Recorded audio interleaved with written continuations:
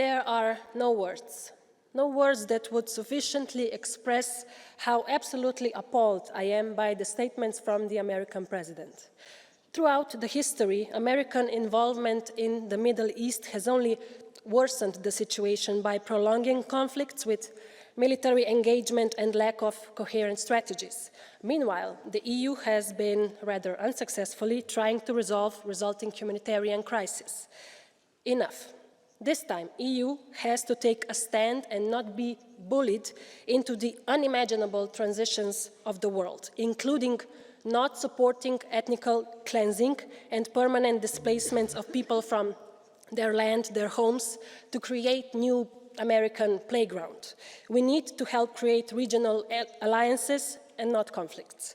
And while many of you are turning a blind eye, or worse, are even glad to see it, maybe you'll understand this.